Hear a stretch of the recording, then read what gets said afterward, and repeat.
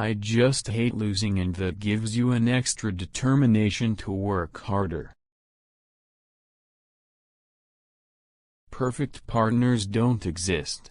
Perfect conditions exist for a limited time in which partnerships express themselves best. I've learned that it is important not to go over the top with aggression, because then either you are going to miss a lot of games, or you are not going to be concentrating on the game you are playing. I play the game as honestly as I can. If the referee gives a penalty, there is nothing you can do. Just to confirm to all my followers, I have had a hair transplant. I was going bald at 25, why not? I'm just a normal young lad who plays football. When I was younger, I used to visualize myself scoring wonder goals, stuff like that. If you look at my bookings, they've gone down each season. That's something I'm trying to keep improving. On the pitch, you don't want any silly bookings. I'm not really that bothered by appearance. I know a few players who go off doing stuff in the mirror ages before they go out to play a game, but I'm not really interested in that. Diving has been in the game for years. Probably the coverage the game gets now, with all the cameras around, it gets highlighted a bit more. But it hasn't got any worse. Unlike others who have been caught swearing on camera, I apologized immediately. And yet I am the only person banned for swearing. That doesn't seem right. You just want to keep playing consistently now and keep working hard, and I'm sure the goals will come.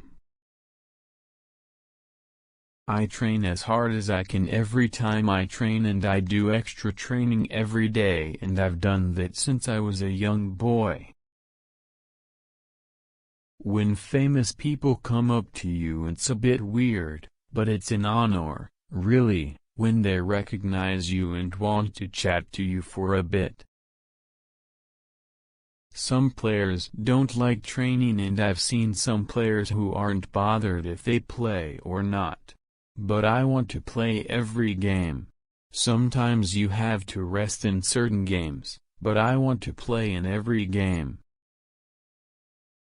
Football's about the young players, bringing youth team players through to the first team and hopefully getting the best out of them so they can go on to play for their country.